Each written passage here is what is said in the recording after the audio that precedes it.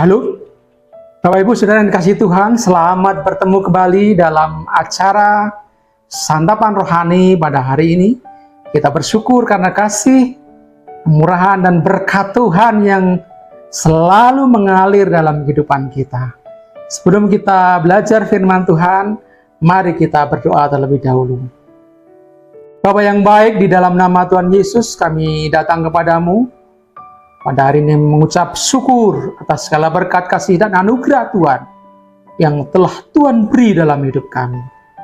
Terima kasih Bapa, kami akan mendengarkan firman-Mu, ialah hikmat yang daripadamu turun atas kami semua, sehingga kami diberkati oleh firman-Mu pada pagi hari ini. Hanya di dalam nama Tuhan Yesus kami menyerahkan doa kami. Haleluya, amin. Ibu Bapak yang dikasihi Tuhan, kita akan belajar firman Tuhan yang saya beri judul Takut kepada Tuhan daripada manusia. Takut kepada Tuhan daripada manusia. Yang diambil dari 1 Raja-Raja 18 ayat 3. Demikian firman Tuhan. Sebab itu Ahab telah memanggil Obadya yang menjadi kepala istana.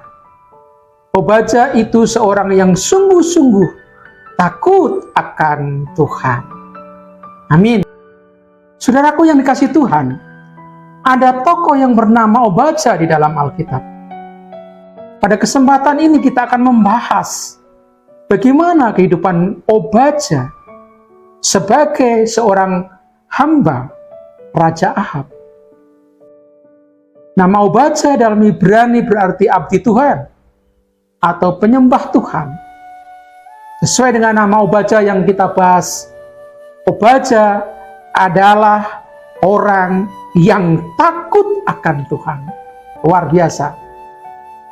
Jadi saudaraku yang kasih Tuhan, bukan perkara mudah bagi Obadya untuk bekerja di lingkungan kerajaan yang dipimpin oleh Raja Ahab.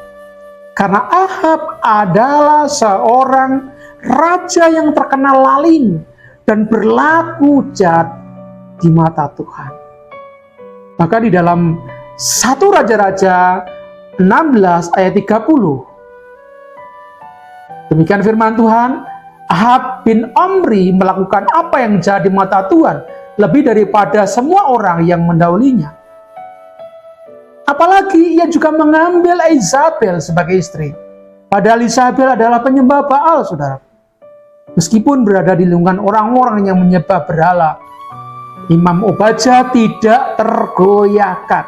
Ia tetap berlaku benar di hadapan Tuhan dan tidak pernah terbawa arus. Jadi dalam Alkitab dikisahkan, Obadya berani menyembunyikan 100 nabi Tuhan ke dalam gua dan mengurus makan minum mereka. Bisa Bapak Ibu Saudara yang baca dalam 1 Raja-Raja 18 ayat 4. Karena pada waktu itu banyak nabi dibunuh atas perintah Isabel. Ini menunjukkan bahwa Obadya lebih takut kepada Tuhan daripada kepada manusia. Ketika dihadapkan pilihan taat kepada Tuhan atau kepada manusia, Obadya memilih taat kepada Tuhan. Saudaraku yang dikasihi Tuhan, bagaimana dalam kehidupan kita? Jangan sampai kita hanya taat kepada manusia, tapi bahkan kita tidak taat kepada Tuhan. Dalam Injil Matius 10 ayat 28, demikian firman Tuhan, dan janganlah kamu takut kepada mereka yang dapat membunuh tubuh, tetapi yang tidak berkuasa membunuh jiwa. Takutlah terutama kepada Dia yang berkuasa membinasakan baik jiwa maupun tubuh di dalam neraka. Berhadapan dengan himpitan atau tekanan, banyak orang memilih mencari aman, saudara, dan melakukan kompromi karena takut kehilangan posisi, kehilangan jabatan, kehilangan fasilitas, takut kehilangan popularitasnya, takut tidak mendapatkan jodoh. Apalagi jika nyawa yang menjadi taruhannya. Umumnya orang akan lebih takut pada manusia daripada kepada Tuhan. Karena imannya, Tuhan memakai Obadya sebagai perantara pertemuan antara Elia dan Raja Ahab, di mana akhirnya terjadi kesepakatan untuk mengumpulkan seluruh umat Israel dan 450 orang Nabi Baal di Gunung Karmel. Di sanalah Tuhan mendemonstrasikan kuasanya melalui Elia. 150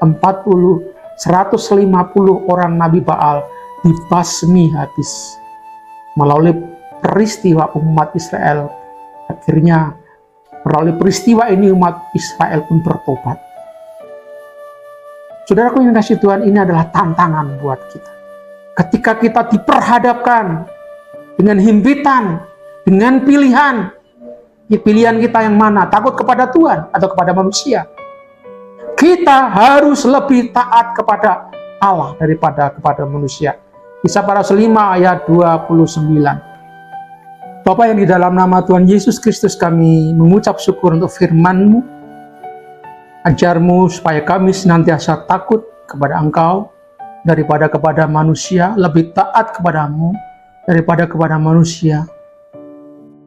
Ya Bapa, biarlah Roh Kudus-Mu selalu memeteraikan firman yang telah kami renungkan di dalam kehidupan kami, dan menyerahkan hidup kami sepenuhnya sepanjang hari ini hanya di dalam nama Tuhan Yesus Kristus. Haleluya. Amin.